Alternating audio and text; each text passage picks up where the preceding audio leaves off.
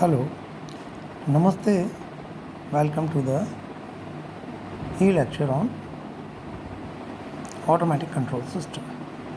301 जो सब्जेक्ट है आपका उसके तहत 1.2 जो यूनिट नंबर है उसके बारे में आज हम बात करेंगे. What is automatic control system. देखिए, कंट्रोल सिस्टम क्या है? किसी प्रोसेस पैरामीटर को कंट्रोल करने के लिए जो व्यवस्था बनाई जाए वो कंट्रोल सिस्टम है. अब अगर उसमें कहीं इंसान बीच में आ रहा है किसी भी स्टेप पे तो वो मैनुअल कंट्रोल सिस्टम होगा. और अगर इंसान को हटा दिया जाए, सब कुछ मैकेनाइज्ड तरीके से स्वतः हो जाए तो हम उसको कहेंगे ऑटोमेटिक कंट्रोल सिस्टम. तो in simple terms, automatic control system is a closed loop control system, or this system provides control output according to desired value automatically without the help of some human kind. देखिए, ये एक चित्र है, इसको ध्यान से देखें आप. ये एक कंट्रोल लूप बना रखा है, एक टेम्परेचर कंट्रोल सिस्टम है और इसको ब्लॉक डायग्राम की मदद से हमने बताया. यहाँ पे ये यहाँ पर देखिए, ये मेजरमेंट, ये मेजरिंग मीन्स यहाँ पर है. ये कुछ भी हो सकता है, transducer, RTD, thermocouple, thermistor, whatever you like और whatever the system permits. जो भी टेम्परेचर आपको मेज़र करना है या कंट्रोल करना है उसकी रेंज के अनुसार कोई सा भी जो भी ट्रांसड्यूसर आप यूज़ कर रहे हैं, तो ये मेजरिंग हो गया. मेजरमेंट के बाद देखिए अब क्या होगा. यहाँ जो ये आपका प्रोसेस है, इस प्रोसेस का ये कंट्रोल वेरिएबल है. कंट्रोल वेरिएबल है टेम्परेचर. तो इसको मेज़र करने के लिए आपने ये आरटीडी से मेजरिंग मीन्स लगा के और मेज़र कर लिया. मेज़र करने के बाद अब देखिए, एक ये डिज़ायर्ड लिखा हुआ है, ये मेजर्ड है. इन दोनों का कंपैरिजन करके ये डिज़ायर्ड जो है वो आप देखें, पहले भी आप कई बार पढ़ चुके हैं, सेट पॉइंट कहलाता है. ठीक है. तो ये मेजर्ड को और डिज़ायर्ड को कंपेयर करके जो आएगा उनका डिफरेंस हमने इस कंट्रोलिंग मीन्स में दे दिया. ये जो कंट्रोलिंग मीन्स लिखा हुआ है ये एक ऑटोमेटिक कंट्रोलर है. इसके मेनली दो पार्ट हैं, एक तो एरर डिटेक्शन और दूसरा कंट्रोलर. तो इस मेजर्ड जो वैल्यू आई है वो उसका और ये जो सेट पॉइंट है इनका डिफरेंस जो है उसको ज्ञात कर लेगा एरर डिटेक्टर, वो एरर सिग्नल हो जाएगा. और फिर ये जो कंट्रोलर है, कंट्रोलिंग मीन्स जो है, इससे एक कंट्रोल सिग्नल आपको मिलेगा और वो जो है फाइनल कंट्रोल एलिमेंट को एक्टिवेट करेगा. वो किसी टाइप का वाल्व है, ठीक है कि नहीं. ये यहाँ पर कोई वाल्व होगा जो कि मैनिपुलेटेड वेरिएबल को प्रभावित करेगा. हमें air, water, electricity, oil, gas, कोई भी चीज़ हो सकती है जिसके हम फ्लो को कंट्रोल करके और यहाँ टेम्परेचर को कंट्रोल कर सकते हैं. देख रहे हैं आप. मान लीजिए हीटर का कंट्रोल करना है तो हीटर को ऑन ऑफ करके, ऑयल या गैस से अगर आप टेम्परेचर बढ़ा रहे हैं तो उसके फ्लो को कंट्रोल करके, तो ये फाइनल मैनिपुलेटेड वेरिएबल है जिसको कि फाइनल कंट्रोल एलिमेंट कंट्रोल करेगा.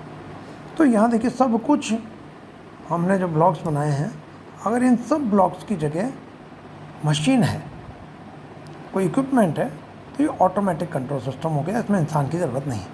अभी आपका मैनुअल क्या होता है तो वो मैं आपको बता सकता हूँ. देखिए, मान लीजिए कंट्रोलर है, इसको हटा दें आप, एक इंसान यहाँ पर बैठा दें जो देखता रहेगा कि सेट पॉइंट क्या है और मेज़रमेंट होकर के क्या आ रहा है.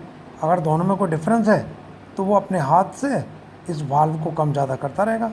अगर टेम्परेचर सेट पॉइंट से कम मेज़र होके आ रहा है, मान लीजिए मेजरिंग इंस्ट्रूमेंट जो आपका है वो बता रहा है से कि टेम्परेचर जो है वो 80 डिग्री सेंटीग्रेड है और सेट पॉइंट आपका कहता है कि 90 होना चाहिए, तो जो कमी है उसके लिए यहाँ जो इंसान है, जो मैनुअल कंट्रोलर है, वो यहाँ से जो गैस की या इलेक्ट्रिसिटी की सप्लाई है उसको बढ़ा देगा ताकि टेम्परेचर बढ़ जाए.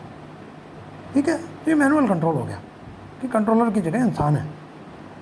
लेकिन अगर इसी काम को हम मैकेनाइज तरीके से डेडिकेटेड मशीन्स के द्वारा करवा लें, इंसान हट जाएगा, काम स्वतः होने लग जाएगा. तो अब जैसा कि आप समझते हैं, इंसान उतना एक्यूरेटली काम को नहीं कर पाएगा. इंसान का रेस्पॉन्स मशीन से स्लो है. तो मैनुअल कंट्रोल नॉर्मली रिकमेंडेड नहीं होता. एक मशीन जो है इंसान का काम कर सकती है और इंसान का कंट्रोल महंगा बहुत है. मशीन एक सस्ती सी आएगी और वो सालों तक सेवा करेगी। इंसान को हर महीने तनख्वाह चाहिए और एक इंसान 24 घंटे काम नहीं कर सकता। तो इसलिए जो है मैनुअल कंट्रोल ना तो एक्यूरेट है और ना इकोनॉमिकली फिजिबल है। तो ये ऑटोमेटिक कंट्रोल सिस्टम इस तरीके से बनाया जा सकता है। एक और छोटा सा कंसेप्ट है ट्रांसफ़र फंक्शन, ये भी आपको बता रहे हैं। वैसे तो इसको तफसील से डिटेल से आप पढ़ेंगे 303 वगैरह में, पर फिर भी चूँकि ये कंट्रोलर का सब्जेक्ट है तो मैं आपको यहाँ पे इंट्रोडक्टरी तौर पर बता दूँ। ट्रांसफ़र फंक्शन बेसिकली किसी भी सिस्टम का आउटपुट और इनपुट का रिलेशन है। How does the system transfer the input to the output side, बस इसी को इंडिकेट करने वाला जो फंक्शन है वो ट्रांसफ़र फंक्शन है। इसके स्टैंडर्ड हम अल्फ़ाबेट्स यूज़ करते हैं। ट्रांसफ़र फंक्शन के लिए हम जी लिखते हैं। अब यहाँ पर देखिए जो ब्रैकेट के अंदर एस दिख रहा है वो क्या है, नॉर्मली जब हम फंक्शन लिखते हैं तो ब्रैकेट में टी होता है जो इंडिकेट करता है कि टाइम फंक्शन है। यहाँ पर टी की जगह एस लिखा है। एस जो है वो कॉम्प्लेक्स फ्रीक्वेंसी है। कॉम्प्लेक्स फ्रीक्वेंसी लाप्लास ट्रांसफॉर्म जब आपने 203 सब्जेक्ट में पढ़ा होगा सर्किट में, उस समय आपको इससे परिचय मिला होगा कि small S is complex frequency. किसी भी टाइम फंक्शन को जब हम उसके फ्रीक्वेंसी फंक्शन में कन्वर्ट करते हैं तो ये इंट्रोड्यूस हो जाता है, टी हट जाता है और एस आ जाते हैं उसकी जगह। तो वो कन्वर्ट करने का जो मेथड है वो लैप्लास ट्रांसफॉर्मेशन है, वो आप पहले पढ़ चुके हैं। और अब इनके एप्लीकेशन क्या हैं ट्रांसफ़र फंक्शन वगैरह के, वो आप 303 में पढ़ेंगे। तो transfer function is defined as the ratio of Laplace transform of output to the ratio of Laplace transform of input. यहाँ एक ब्लॉक बना के एक सिस्टम बताया गया जिसमें सी एस उसका आउटपुट का लैप्लास ट्रांसफॉर्म है और आर एस जो है उसके इनपुट सिग्नल का लैप्लास ट्रांसफॉर्म है। तो जिस सिस्टम को ये ब्लॉक रिप्रेजेंट कर रहा है उस सिस्टम का ट्रांसफ़र फंक्शन जो कहलाएगा वो कहलाएगा C S divided by R S. तो ये एक तरह से आउटपुट और इनपुट का रिलेशन है। ठीक है भाई, तो ये ट्रांसफ़र फंक्शन का पारिभाषिक पार्ट हो गया, डेफिनेशन पार्ट हो गया। बाकी जहाँ जैसी ज़रूरत होगी इसको हम आगे कंट्रोलर्स में इस्तेमाल करेंगे और इसका जो थ्योरेटिकल सिग्निफिकेंस है वो अभी आप 303 नाम के सब्जेक्ट में पढ़ेंगे। तो होप कि 1.2 और 1.3 पार्ट जो है आपके यूनिट 1 के वो आपके समझ में आ गए होंगे। So tomorrow will be talking about the next part जो इसमें अभी आपको दिख रहा है 1.4 concept of feedback and it effect. ये हम एक अलग वीडियो बना के उसमें आपको देंगे।